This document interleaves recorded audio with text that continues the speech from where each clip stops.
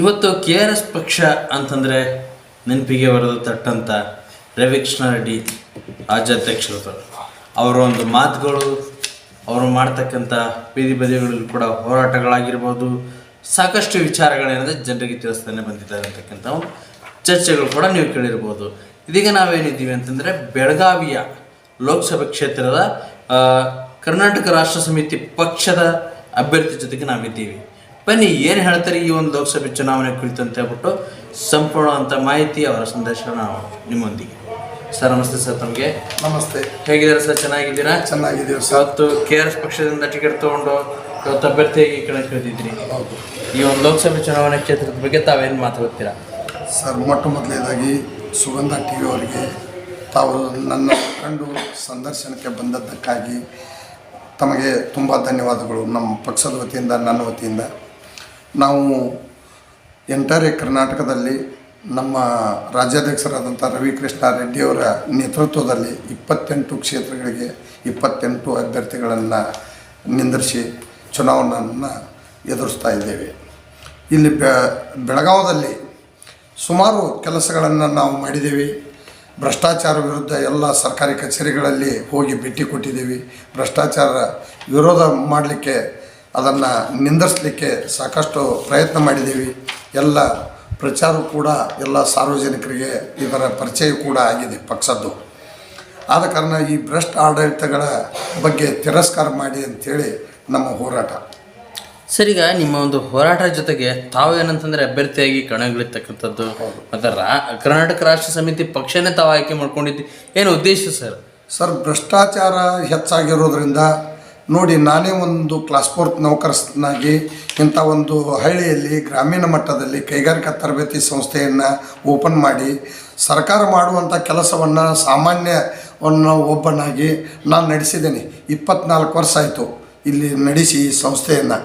24 ವರ್ಷದಲ್ಲಿ ಈ ಸರ್ಕಾರ ಇನ್ನವರೆಗೂ ಏಡ್ ಮಾಡಲಿಲ್ಲ ಅಂದರೆ, ಅವರು ಏಡ್ ಮಾಡಿ ಇದಕ್ಕೆ ಸಹಾಯ ನೀಡಿದರೆ ಇನ್ನೂ ಎಷ್ಟು ಇಂಪ್ರೂವ್ಮೆಂಟ್ ಮಾಡ್ಬೋದಾಗಿತ್ತು. ಗ್ರಾಮೀಣ ಮಕ್ಕಳಿಗೆ ಸಿಟಿಯಲ್ಲಿ ಹೋಗಿ 50,000, 60,000, 70,000 ಕೊಟ್ಟು ಅಲ್ಲಿ ಅಡ್ಮಿಷನ್ ತೊಗೊಂಡು, ITI ಅಡ್ಮಿಷನ್ ತೊಗೊಂಡು ಅಥವಾ ರೂಮ್ ಮಾಡಿ ಅಲ್ಲಿ ಹಾಸ್ಟೆಲ್ ಫೆಸಿಲಿಟೀಸ್ ಪಡೆದು ಅದು ಭಾಳ ಕಾಸ್ಟ್ಲಿ ಆಗತ್ತೆ.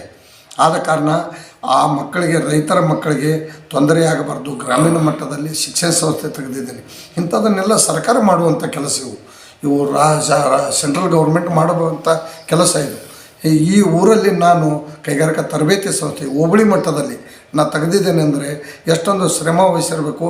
ನನ್ನ ಜೀವನವನ್ನು, ನನ್ನ ಮಕ್ಕಳ, ನನ್ನ ಹೆಂಡರ, ನಾವು ದುಡ್ದಂಥ ಎಲ್ಲ ಶ್ರಮ ವಹಿಸಿ ಈ ಶಿಕ್ಷಣ ಸಂಸ್ಥೆಯನ್ನು ತೆಗೆದು 200ರಿಂದ 300 ಜನರನ್ನು ನೌಕರಿ ಕೊಡಿಸಿದ್ದೇನೆ, ಗೌರ್ಮೆಂಟ್ ನೌಕರಿ.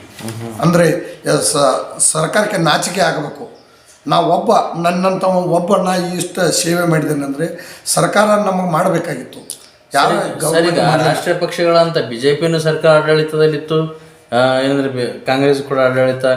ಇವಾಗ ಸದ್ಯದಲ್ಲಿ ಇರ್ತಕ್ಕಂಥ ಕಾಂಗ್ರೆಸ್ ಪಕ್ಷ ಆಡಳಿತದಲ್ಲಿದ್ದು, ಸೊ ಏನು ಮಾಡಬೇಕಾಗಿತ್ತು, ಏನು ಮಾಡಿದ್ದೆ, ಇದ್ರ ಬಗ್ಗೆ ತಾವೇನು ಮಾತಾಡ್ತೀರಾ? ಗ್ಯಾರಂಟಿ ಏಜೆಂಟ್ ಕೊಟ್ಟಿದೆ ಅಂತಕ್ಕಂಥ ಹೇಳ್ತಾರಲ್ಲ. ಹೌದು, 5 ಗ್ಯಾರಂಟಿಯನ್ನು ಕೊಟ್ಟಿದ್ದಾರೆ. ಅದು ಶುದ್ಧ ತಪ್ಪು.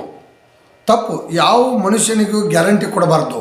ಅವರು ಸ್ವಂತ ತಮ್ಮ ಬಲದ ಮೇಲೆ ಅವರು ನಿಂತು ಅವರು ಬದುಕ್ತಾರೆ.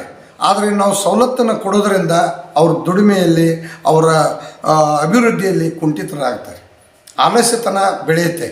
ಈ ಗ್ಯಾರಂಟಿಯನ್ನು ಕೊಟ್ಟಿದ್ದಾರೆ. ಅರ್ಧ ಜನಕ್ಕೆ ಹೆಲ್ಪ್ ಆಗುತ್ತೆ, ಅರ್ಧ ಜನಕ್ಕೆ ಅನ್ಯಾಯ ಆಗುತ್ತೆ. ಹಿರಿಯರಿಗೆ ಮತ್ತು ರೋಗಿಗಳಿಗೆ ಕುಂಡ್ರಲ್ ಸೀಟ್ ಸಿಗ್ತಾಯಿಲ್ಲ ಬಸ್ಸಿನಲ್ಲಿ. ಒಂದು KSRTC ಬಸ್ಗಳು ಸಾಕಷ್ಟು ರಸ್ತೆಗಳಲ್ಲಿ ಕೆಟ್ಟು ನಿಲ್ತಾ ಇದ್ದಾವೆ.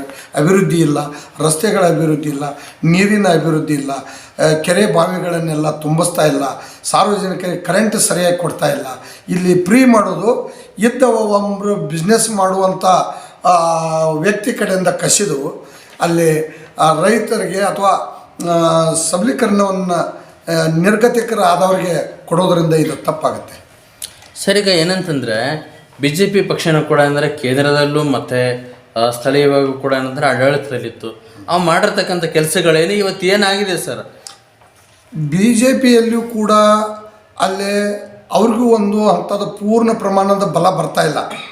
ಪೂರ್ಣ ಪ್ರಮಾಣದ ನಮ್ಮ ರಾಜ್ಯದಲ್ಲಿ ಬರದೇ ಇರೋ ಕಾರಣ ಇಲ್ಲಿ ಕಾಂಗ್ರೆಸ್ನವ್ರನ್ನ ಇದ್ದವ್ರನ್ನೇ 17 ಮಂದಿನ ತೊಗೊಂಡು BJP ಮಾಡಿದರು. ಅವರು 50 ವರ್ಷದನ್ನು ಕಾಂಗ್ರೆಸ್ನವ್ರು ಮಾಡಲಾರ್ದಂಥ ಭ್ರಷ್ಟಾಚಾರ ಕೇವಲ 5 ವರ್ಷದಲ್ಲೇ ಮಾಡಿದರು, 10 ವರ್ಷದಲ್ಲೇ ಮಾಡಿದರು. ಯಡಿಯೂರಪ್ಪ ನೋಡ್ತೀರಿ ಕುಟುಂಬ ರಾಜಕಾರಣ, ಹಾಗೆ SR ಬೊಮ್ಮಾಯಿನ ನೋಡ್ತೀರಿ, ಅವರು ಬಸವರಾಜ ಬೊಮ್ಮಾಯಿನ ನೋಡ್ತೀರಿ, ಅವರು ಅದೇ ಇದ್ರೊಳಗೆ ಭ್ರಷ್ಟಾಚಾರದಾಗ ಮುಳುಗಿ ತೇಲಾಡಿದರು. ಹೀಗಾಗಿ ಕಾನೂನು ಸುವ್ಯವಸ್ಥೆ ಹಾಳಾಗಿ ಹೋಯಿತು. ಹೀಗಾಗಿ ಅವು ಎರಡೂ ಪಕ್ಷ ಅಣ್ಣ ತಮ್ಮ ಆದಂಗಾಗಿದ್ದಾರೆ.